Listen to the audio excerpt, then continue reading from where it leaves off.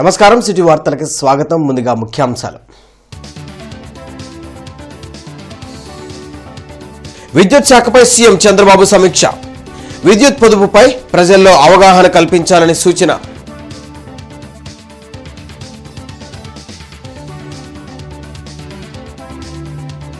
యాభై 53వ డివిజన్లో పలు అభివృద్ధి పనులకు శంకుస్థాపన చేసిన ఎమ్మెల్యే నజీర్ అహ్మద్, మేయర్ నాని. రాష్ట్ర అభివృద్ధి చూసి వైసీపీ నేతలు ఓర్వలేకపోతున్నారని మండిపాటు.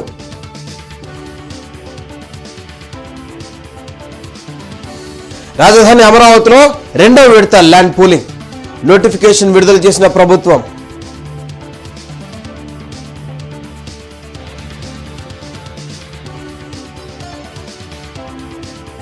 నగరంలోని మోడల్ ఫౌండేషన్ స్కూల్ను తనిఖీ చేసిన కలెక్టర్ తమీం అన్సారియా. తరగతి గదులు, హాజరు శాతం, అల్పాహారం పరిశీలన, మెనూను తప్పనిసరిగా అమలు చేయాలని ఆదేశం. విద్యుత్ డిమాండ్కు తగ్గట్లుగా నాణ్యమైన విద్యుత్తును సరఫరా చేయాలని అధికారులను ముఖ్యమంత్రి చంద్రబాబు నాయుడు ఆదేశించారు. వెలగపూడి సచివాలయంలో విద్యుత్ శాఖపై సీఎం చంద్రబాబు సమీక్షించారు. రాష్ట్రంలో పీఎం కుసుమ్ సహా రూఫ్ టాప్ ప్రాజెక్టులను వేగంగా అమలు చేయాలన్నారు. ప్రభుత్వ శాఖలతో పాటు ప్రజల్లోనూ విద్యుత్ పొదుపుపై అవగాహన కల్పించాలని సీఎం సూచించారు. రాష్ట్రంలో 5,000 ఈవీ ఛార్జింగ్ స్టేషన్లు ఏర్పాటు చేయాలని, ఆర్టీసీకి త్వరలోనే 1000 ఈవీ బస్సులు వస్తాయని తెలిపారు. అసమర్థ నిర్ణయాలతో గత ప్రభుత్వం విద్యుత్ వ్యవస్థను సర్వనాశనం చేసిందని విమర్శించారు. కూటమి ప్రభుత్వం రాష్ట్రాన్ని అభివృద్ధి పదంలో తీసుకువెళ్తుంటే వైసీపీ నాయకులు ఓర్వలేని తనంతో మాట్లాడుతున్నారని ఎమ్మెల్యే నజీర్ అహ్మద్ మండిపడ్డారు. 53వ డివిజన్లో 2 కోట్ల 10 లక్షల వ్యయంతో పలు అభివృద్ధి కార్యక్రమాలకు మేయర్ కోవెలమూడి రవీంద్రతో కలిసి ఎమ్మెల్యే నజీర్ అహ్మద్ శంకుస్థాపన చేశారు. గత ప్రభుత్వం అభివృద్ధి సంక్షేమాన్ని గాలికొదిలేసిందని ఎమ్మెల్యే నజీర్ అహ్మద్ విమర్శించారు. ప్రజా సంక్షేమమే ధ్యేయంగా కూటమి ప్రభుత్వం పనిచేస్తుందని ఆయన అన్నారు. నగరం అభివృద్దిలో దూసుకు వెళ్తుందని మేయర్ కోవెలమూడి రవీంద్ర వెల్లడించారు. ఈ కార్యక్రమంలో deputy mayor Sajjila, కస్కుత్తి Hanumantharao, division అధ్యక్షుడు గుడిమెట్ల దయారత్నం, ఇతర ముఖ్య నాయకులు పాల్గొన్నారు. దాదాపు 2.5 కోట్ల రూపాయలతో ఈ అభివృద్ధి కార్యక్రమాలు, ముఖ్యంగా సంజీవ్ నగర్, వసంతరాయపురం సీసీ డ్రైన్స్తో పాటు సీసీ రోడ్స్ని, అలాగే ముఖ్యమైనటువంటి రహదారులన్నింటిలో కూడా సీసీ రోడ్స్ని ఏర్పాటు చేసేటువంటి కార్యక్రమాలు. గత కొంతకాలంగా అభివృద్ధి కుంటపడినటువంటి పరిస్థితులు, గతంలో 2 సంవత్సరాల పాటు ఈ 2 సంవత్సరాల నుంచి అభివృద్ధి కార్యక్రమాలు వేగవంతమైనవి. వైసీపీ ప్రభుత్వ హయాంలో గుంటూరు కార్పొరేషన్కి నిధులు లేక ఇబ్బందులు పడి అనేక అభివృద్ధి కార్యక్రమాలు కుంటపడినటువంటి పరిస్థితులు. ఈరోజు గౌరవ ముఖ్యమంత్రి గారు అధికారంలోకి వచ్చిన తర్వాత స్థానిక సంస్థల నిధులను వాటిని వినియోగించేటువంటి విధంగా పెద్ద ఎత్తున నిధుల్ని సద్వినియోగం చేసుకునేటువంటి కార్యక్రమం జరుగుతూ ఉంది. శాసనసభ్యులు నజీర్ అహ్మద్ గారి ఆధ్వర్యంలో 53వ డివిజన్లో 2 కోట్ల 15 లక్షలకి ఇవాళ drain to drain cement road వర్కులు శంకుస్థాపన చేసుకున్నాం. గుంటూరు ఈస్ట్ నియోజకవర్గం ఏ విధంగా ఆయన బడ్జెట్ రూపొందించి ఆయన ఎమ్మెల్యే అయినప్పటి నుంచి ఇప్పటి వరకు ఆయన కొత్తగా ఒక ప్రణాళిక రూపొందించుకొని రానున్న కాలంలో Guntur municipal corporation, Guntur east, west and rural ప్రాంతాల్లో అభివృద్ధిలో మిగతా మేటి నగరాల కన్నా కూడా ఈ యొక్క నగరం ఆదర్శమైన గుంటూరు సిటీగా తయారు చేయడానికి 3 ఎమ్మెల్యేలు, కమిషనరు, అందరూ సహచర కార్పొరేటర్లు, డివిజన్ అధ్యక్షులు, తెలుగుదేశం పార్టీ, జనసేన, బీజేపీ నాయకులందరూ కూడా కష్టపడి పనిచేస్తున్నందుకు వారందరూ కూడా పేరు పేరున ధన్యవాదాలు తెలియజేస్తాను. ఆటపాటలతో చిన్నారుల వికాసానికి బాటలు వేయాలని జిల్లా కలెక్టర్ తమీం అన్సారియా అన్నారు. నగరంలోని వాసవినగర్ మోడల్ ఫౌండేషన్ స్కూల్ను జిల్లా కలెక్టర్ ఆకస్మికంగా తనిఖీ చేశారు. ఫౌండేషన్ స్కూల్లో నడుస్తున్న అంగన్వాడీ కేంద్రంతో సహా 5వ తరగతి వరకు ఉన్న అన్ని తరగతులను పరిశీలించారు. విద్యార్థులు, ఉపాధ్యాయుల హాజరును తనిఖీ చేశారు. అంగన్వాడీ కేంద్రంలో చిన్నారులను పరిశీలించారు. వారి ఎత్తు, బరువులను స్వయంగా పరిశీలించారు. ఆటపాటలతో, బోధన పరికరాలతో చిన్నారులకు బోధించే విధానాన్ని తనిఖీ చేసి ప్రతిరోజు ఆహ్లాదకర వాతావరణంలో చిన్నారుల మానసిక వికాసానికి తోడ్పడే విధంగా ఉండాలన్నారు.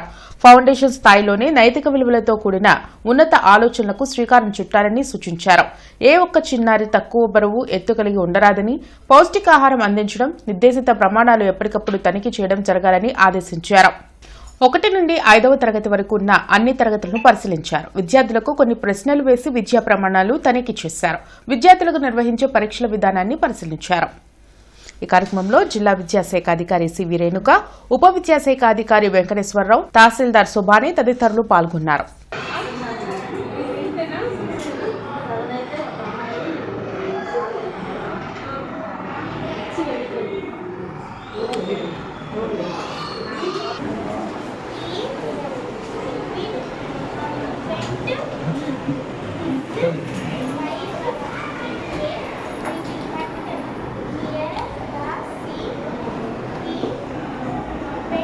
రాజధాని అమరావతిలోని 7 గ్రామాల్లో 2వ విడత ల్యాండ్ పూలింగ్ కు ప్రభుత్వం నోటిఫికేషన్ విడుదల చేసింది. 16,666 ఎకరాల భూ సమీకరణ చేసే బాధ్యతను సిఆర్డీఏకు అప్పగించింది. వైకుంఠపురం, పెదమద్దూరు, ఎండ్రాయి, కర్లపూడి, లేమల్లె, హరిశ్చంద్రాపురం, పెదపరిమి గ్రామాల్లో ఈ సమీకరణ జరగనుంది. రాజధాని అభివృద్ధిలో భాగంగా ఈ ల్యాండ్ పూలింగ్ను చేపట్టనున్నట్లు నోటిఫికేషన్లో పేర్కొంది. రైతులను అడ్డుపెట్టుకుని మోసాలకు పాల్పడే వారిని ఎట్టి పరిస్థితులను వదిలేది లేదని ఎమ్మెల్యే బూర్ల రామాంజనేయులు హెచ్చరించారు. గుంటూరు ప్రత్తిపాడు నియోజకవర్గ రైతులతో కలిసి ఎమ్మెల్యే రామాంజనేయులు మీడియాతో మాట్లాడారు. ఫెర్టిలైజర్ బిజినెస్ చేస్తూ నాగిరెడ్డి అనే వ్యక్తి దాదాపు 10 గ్రామాల రైతుల నుంచి ఎక్కువ వడ్డీ ఆశ చూపి 40 కోట్ల రూపాయలను వసూలు చేసి ఎగ్గొట్టారని చెప్పారు. 2021 నుంచి తమ డబ్బుల కోసం రైతులు నానా ఇబ్బందులు పడుతున్నారని, దీనిపై ఇప్పటికే పోలీస్ శాఖ ద్వారా ఎంక్వైరీ జరుగుతుందని చెప్పారు. నాగిరెడ్డి తాను స్వయంగా రైతులకు తిరిగి డబ్బులు చెల్లిస్తే మంచిదని, లేకుంటే చట్టపరంగా చర్యలు తప్పవని స్పష్టం చేశారు. నాగిరెడ్డి వెనుక అప్పటి వైసీపీ పెద్దల హస్తం కూడా ఉండొచ్చనే అనుమానం ఉందని ఎమ్మెల్యే రామాంజనేయులు అన్నారు. మరి పోలీసు వారు దీని మీద తక్షణమే చర్యలు తీసుకోవడం జరిగింది. పూర్తి స్థాయి విచారణ చేశారు. దాదాపుగా 150 మంది రైతులకు సంబంధించి ప్రామిసర్ నోట్లు, చెక్కులు అన్నీ కూడా ఆధారంతో సహా ఉన్నాయి. తర్వాత ఆయన కూడా నాగిరెడ్డి అనేటువంటి ఆయన చాలా తెలివిగా తనకున్నటువంటి ఆస్తులు కుటుంబ సభ్యుల పేరు మీద ట్రాన్స్ఫర్ చేశారు. తర్వాత తన దగ్గర పనిచేస్తున్నటువంటి నాగరాజు అనేటువంటి గుమస్తా ఈరోజు అమరలింగేశ్వర అనేటువంటి ఒక ఫర్టిలైజర్ షాపే తెరిచాడు. 2 ఏళ్ళ నుంచి ఆయన దాదాపు 10 కోట్ల టర్న్ ఓవర్ చేస్తున్నాడు. అంటే దీని వెనక ఎవరున్నారు అన్నటువంటిది స్పష్టమవుతుంది.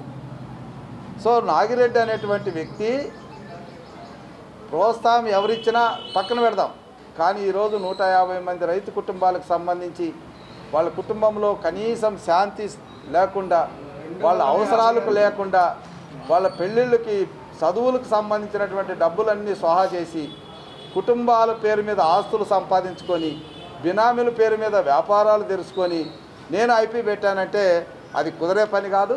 అందుకే మళ్ళీ ఒక్కసారి నిన్న ఎస్పీ గారు మారారు కాబట్టి మళ్ళీ ఎస్పీ గారి దగ్గరికి కూడా వెళ్ళాం. ఎస్పీ గారు స్పాంటేనియస్గా స్పందించారు.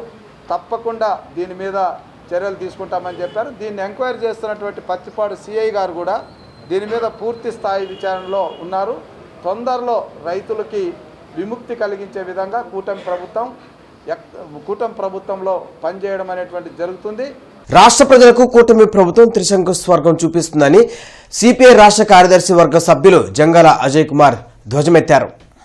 కొత్తపేట మల్లెలింగం భవన్లో జరిగిన మీడియా సమావేశంలో ఆయన మాట్లాడారు. సిపిఐ పార్టీ 100 సంవత్సరాలు పూర్తి చేసుకున్న సందర్భంగా డిసెంబర్ 26వ తేదీన ఖమ్మం నగరంలో భారీ బహిరంగ సభ జరగనుందని తెలిపారు. ముఖ్యమంత్రి చంద్రబాబు నాయుడు ఎన్నికల సమయంలో ఇచ్చిన హామీలను తుంగలో తొక్కారని మండిపడ్డారు. రైతాంగానికి గిట్టుబాటు ధర కల్పించకుండా చంద్రబాబు వారి ఉసురు పోసుకుంటున్నారన్నారు. రైతాంగం కంటతడి పెట్టినా ఏ రాష్ట్రం బాగుపడిన దాఖలాలు లేవన్నారు. రాష్ట్రం గంజాయిమయం అయిపోయిందని ఆవేదన వ్యక్తం చేశారు.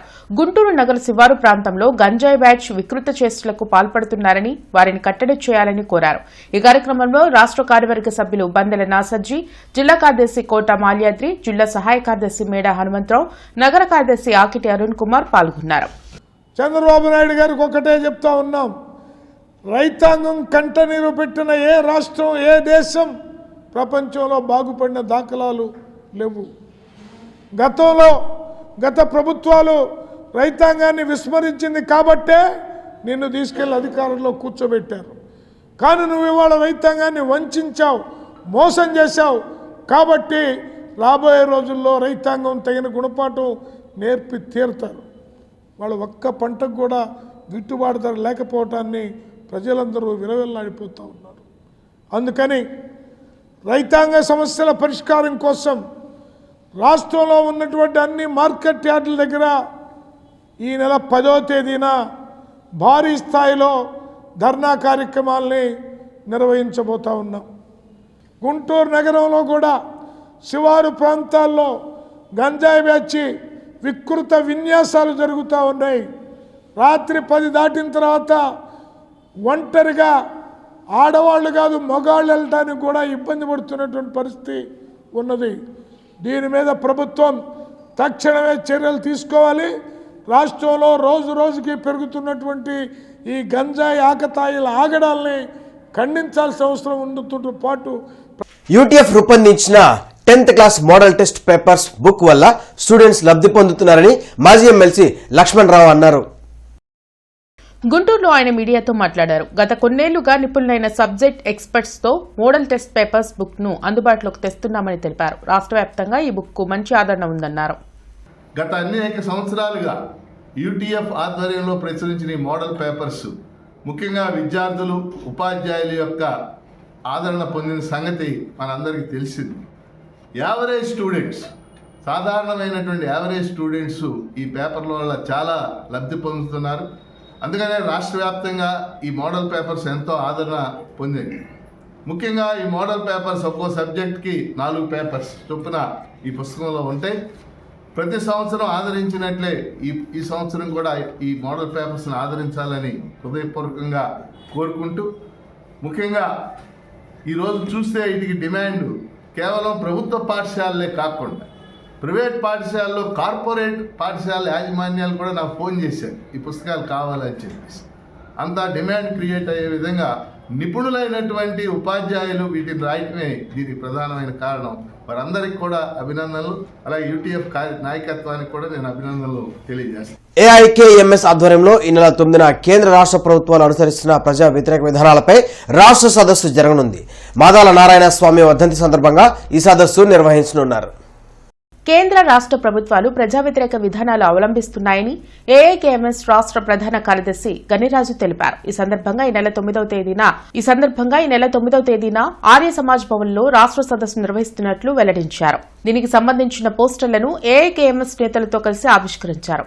ఈ సదస్సుకు పెద్ద సంఖ్యలో పార్టీ శ్రేణులు, అభిమానులు హాజరు కావాలని గనిరాజు కోరారు. ఎందుకంటే ఈరోజు దాదాపు గడిచినటువంటి 30 సంవత్సరాల కాలంలో దాదాపు 4 లక్షల మంది రైతాంగం ఆత్మహత్యలు చేసుకున్నటువంటి పరిస్థితి ఉంది.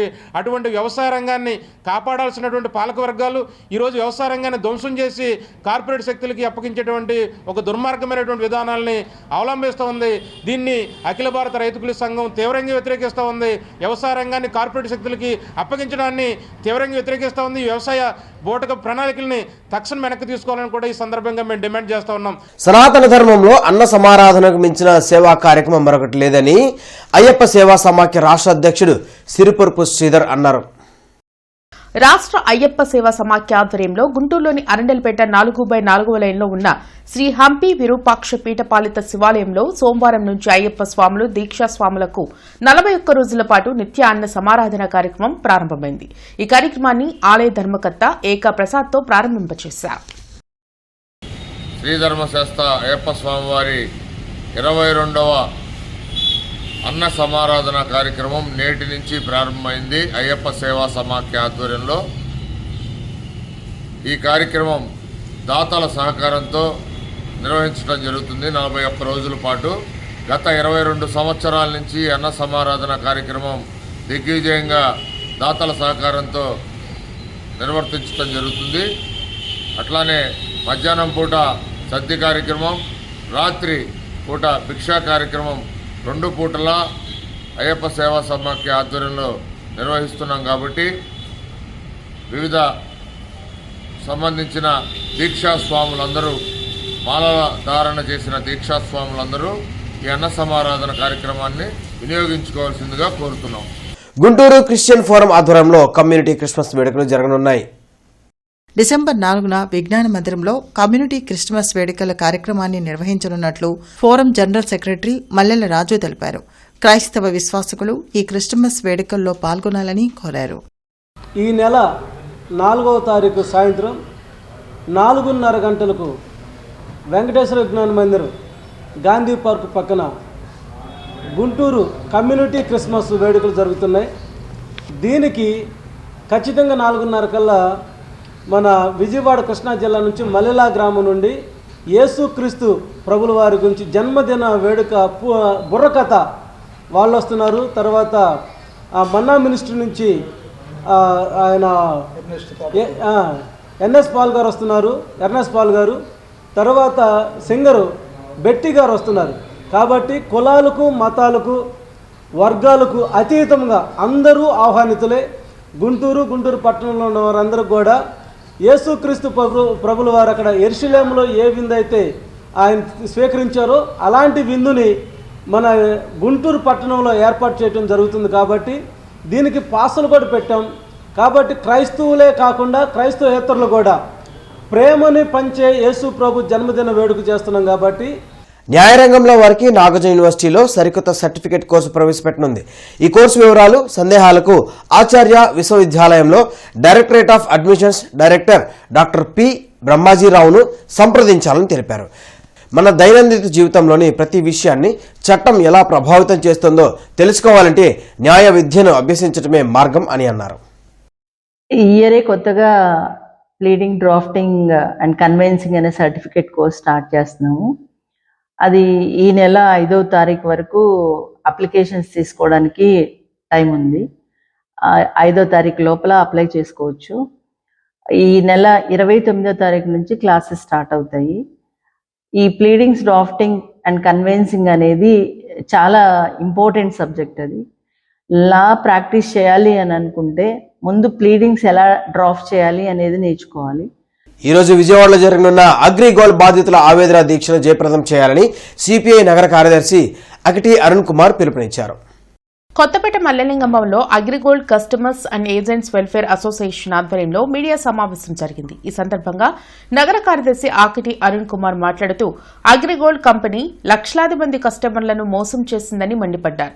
అగ్రిగోల్డ్ సంస్థకు వేల కోట్ల ఆస్తులు ఉన్నా బాధితులకు న్యాయం చేసేందుకు ఈ ప్రభుత్వం ముందుకు రాకపోవడం విడ్డూరంగా ఉందన్నారు. అగ్రిగోల్డ్ బాధితులు ప్రతి పైసా వసూలు చేసే వరకు సిపిఐ పార్టీ పోరాటం చేస్తుందని హెచ్చరించారు. ఈ కార్యక్రమంలో జంగాల చైతన్య, అగ్రిగోల్డ్ కస్టమర్లు, ఏజెంట్లు పాల్గొన్నారు. అగ్రిగోల్డ్ సంబంధించినటువంటి ఆస్తులు, వేల కోట్లకు సంబంధించిన ఆస్తులు మనకు కనిపిస్తూ ఉన్నాయి. అదేవిధంగా వారు చేసినటువంటి మోసం ఏదైతే ఉందో అది కూడా కళ్ళకన్నట్టు కనిపిస్తూ ఉంది. ఈ ప్రభుత్వం ఎందుకు మీనమేషాలు లెక్కిస్తూ ఉందో అర్థం కానటువంటి పరిస్థితి. ఒక నికార్సైనటువంటి అధికారులతో ఒక సీట్ ఏర్పాటు చేయాలని చెప్పి సిపిఐగా డిమాండ్ చేస్తా ఉన్నాం. Scope foundation director doctor Kondalarao ఆధ్వర్యంలో లూర్ద్ హై స్కూల్లో ప్రపంచ ఎయిడ్స్ దినోత్సవం అవగాహన కార్యక్రమం నిర్వహించారు. ఈ కార్యక్రమానికి హెడ్ మాస్టర్ ఎం బాలశౌరి అధ్యక్షత వహించారు. ముఖ్య అతిథిగా బి రాజేశ్వరరావు ఐఆర్ఎస్ మాట్లాడుతూ విద్యార్థులను ఉద్దేశించి చెడు లక్షణాలు, చెడు అలవాట్లకు లోను కాకుండా ఉంటే ఎయిడ్స్ మన దగ్గరకు కూడా రాదని చెప్పారు. బాగా ఇష్టపడి కష్టపడి చదువుకుంటే ఉన్నత అధికారంలో ఉండవచ్చని తెలిపారు. ఈ సందర్భంగా స్కోప్ వారి సేవలను కొనియాడారు. ఈ కార్యక్రమంలో జోసెఫ్, బ్రహ్మయ్య నాయక్ స్వామి, మహమ్మద్, టీచర్స్ పాల్గొన్నారు. అనంతరం ర్యాలీ నిర్వహించారు.